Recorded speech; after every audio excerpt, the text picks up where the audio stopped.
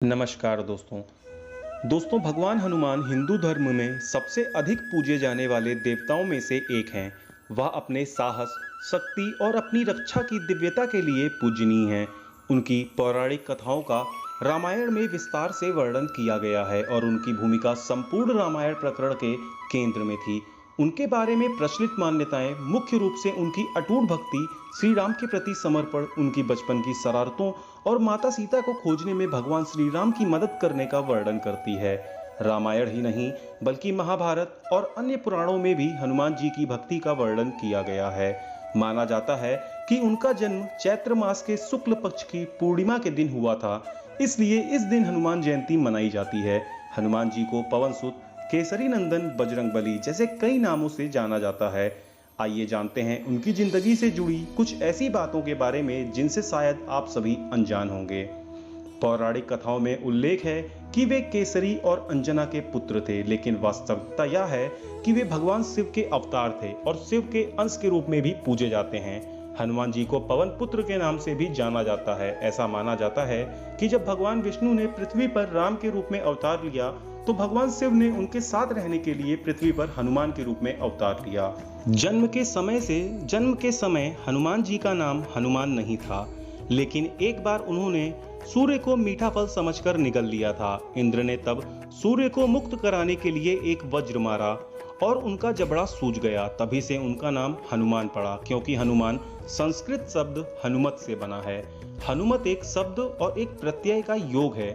हनु का अर्थ है जबड़ा और चटाई एक प्रत्यय बन जाता है, तो हनुमान का अर्थ है जिसका जबड़ा सूजा हुआ या विकृत हो। ब्रह्मांड पुराण श्लोक 223-227 में कहा गया है कि अंजना और केसरी के कुल 5 पुत्र थे, जिनमें हनुमान जी सबसे बड़े थे। भगवान हनुमान के भाई बहनों के नाम उनके जन्म के क्रम में मतिमान, श्रुतिमान, केतुमान और धृतिमान हैं। महाभारत काल में पांडु और कुंती पुत्र भीम को भी हनुमान जी का भाई कहा गया है। एक पौराणिक कथा के अनुसार एक बार भगवान हनुमान ने सीता माता को अपने माथे पर सिंदूर लगाते हुए देखा और पूछा कि यह उनके दैनिक अनुष्ठानों का हिस्सा क्यों है। सीता जी जब तब हनुमान को समझाती हैं कि सिंदूर राम की लंबी उम्र, उनके पति के लिए उनके प्यार और सम्मान का प्रतिनिधि है। श्री राम के प्रति अपनी सच्ची भक्ति के कारण हनुमान जी ने अपने पूरे शरीर को इस सिंदूर से ढकने का फैसला किया और हनुमान जी को सिंदूर से रंगे देख उनकी भक्ति से प्रभावित होकर भगवान श्री राम ने वरदान दिया कि जो लोग भविष्य में हनुमान जी को सिंदूर लगाएंगे, हनुमान जी की पूजा करेंगे, उनके सारे कष्ट दूर होंगे। और यही कारण है कि आज भी मंदिर में हनुमान जी की मूर्ति को सिंदूर से रंगा जाता है। पौराणिक कथाओं के अनुसार हनुमान जी की उपस्थिति राम के समय यानी रामायण काल में मौजूद थी, लेकिन शायद ही कोई जानता हो कि हनुमान जी भी कुरुक्षेत्र की रणभूमि में अर्जुन के रथ पर अपने चित्रित ध्वज के रूप में मौजूद थे। ऐसा उन्होंने भगवान कृष्ण की भक्ति के रूप में किया था। भगवान कृष्ण भी विष्णु के 10वें अवतार थे और इसलिए हनुमान जी उनके साथ मौजूद थे। हनुमान जी की उपस्थिति ने कुरुक्षेत्र युद्ध में रथ और उसमें सवार लोगों को सुरक्षा प्रदान की और युद्ध जीतते ही हनुमान जी अपने मूल रूप में लौट आए। ऐसा कहा जाता है कि भगवान हनुमान ने राम और लक्ष्मण का अपहरण करने वाले पाताल के राक्षस राजा को मारने के लिए पंचमुखी हनुमान का रूप धारण किया था।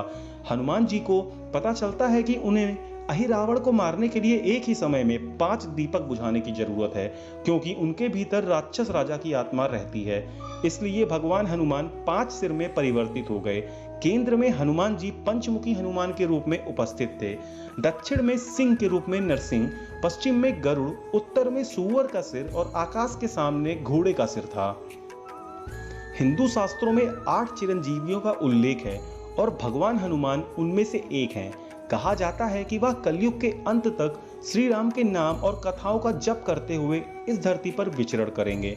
हनुमान जी इस युग में भी पूजनीय माने जाते हैं और उन्हें अमर मानकर उनकी पूजा की जाती है। तो दोस्तों आज की वीडियो में बस इतना ही। अगर आपको वीडियो पसंद आई हो तो कमेंट में जय बजरंगबली लिखना ना भूलें और वीडियो को शेयर करें, चैनल को सब्सक्राइब जरूर करें। तब तक के लिए धन्यवाद।